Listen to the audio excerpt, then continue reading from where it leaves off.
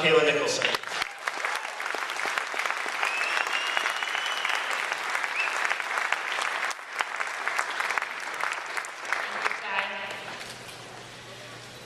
The defining feature of my generation is a rapidly declining confidence in the current political and economic system to provide us with a decent standard of living or a stable and sustainable future.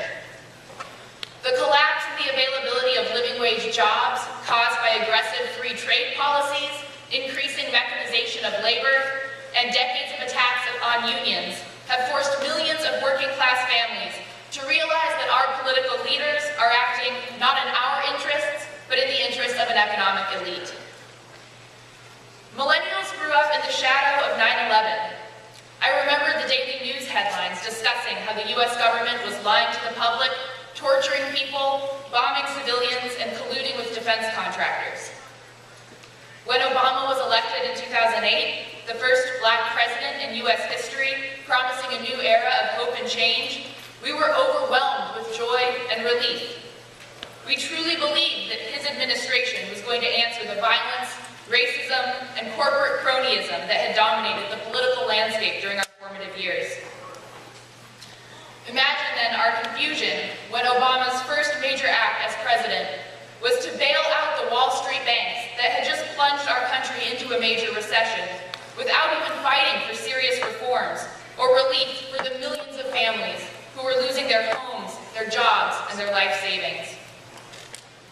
As the years went on, instead of a new era of peace and justice, the Obama administration accelerated the drone warfare program, set new records for deportations, and expanded domestic surveillance.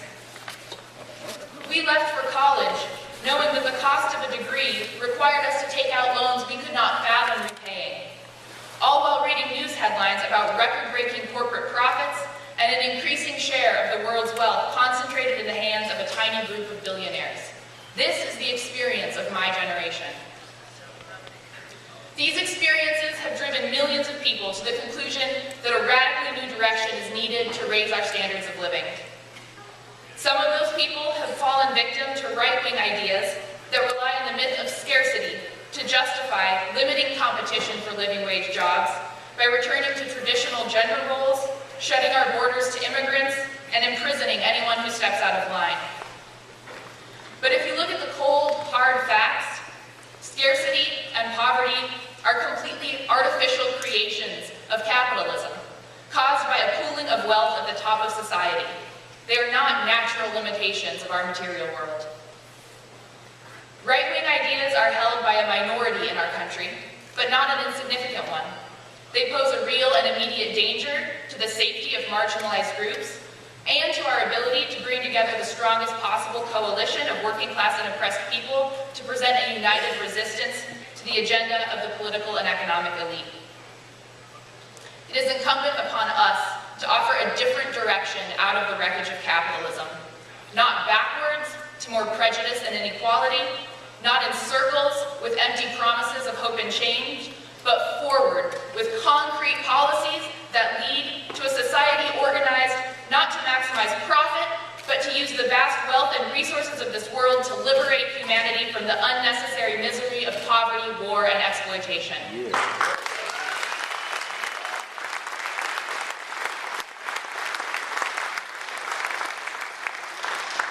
And that's why Bernie Sanders lit so many millennials' hearts on fire. Here, finally, was someone offering real concrete proposals that could start pushing back against the brutal economic inequality that has shaped our lives. Medicare for all, a nationwide $15 an hour minimum wage, canceling student debt, creating hundreds of thousands of living wage jobs by switching from fossil fuels to renewable energy. But the Democratic Party leadership was quick to declare these unrealistic and utopian, and moved decisively to shut out Bernie's insurgent campaign. They tried to sell a former Wall Street lawyer and Walmart board member as the left candidate, which demobilized young and left voters, and left Donald Trump as the only candidate in the race with an anti-establishment message, but the wrong kind. Today, as millions of working-class people watch Trump fill his cabinet with billionaires and propose laws that would disproportionately harm those who are already struggling, Bernie Sanders is again claiming the national spotlight.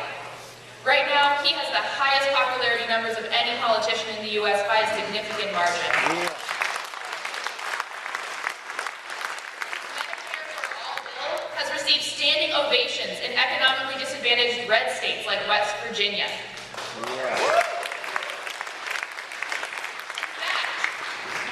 The mainstream media doesn't like to show these a lot, but there are countless polls out there that show wide support for a whole range of socialist policies amongst working class people across the political spectrum.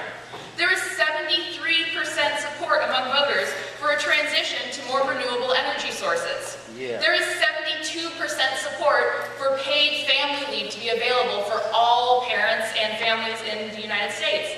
There is 65% support for a path to citizenship for all immigrants regardless of legal status.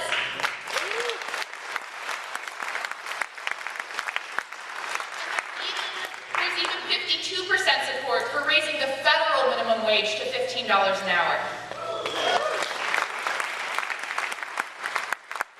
So the American public is not what is stopping us from moving forward. We want a more socialist world.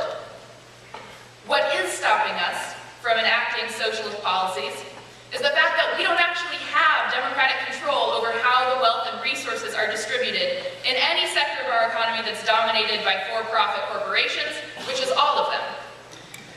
Even if Bernie Sanders were president, he wouldn't be able to enact a good chunk of the policies in his platform without challenging the very foundation of capitalism, the property rights of the corporations that control our economy. If we want to realize the potential that exists today to meet the needs of all people in this country and in the world, we need to bring into democratic public ownership the oil corporations, the drug manufacturers, agribusiness, real estate developers, auto manufacturers, and investment banks, and use their hoarded wealth to build a world organized around meeting human need.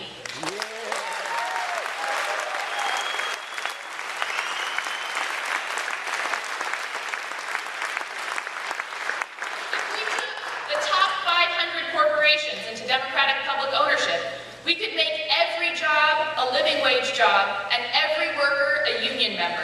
We could close the gender and racial pay gaps, eradicate unemployment and poverty, end hunger and homelessness, and give every child a world-class education. This is the vision of the future that will defeat Trump and shrink support for his racist, sexist, nationalist ideology.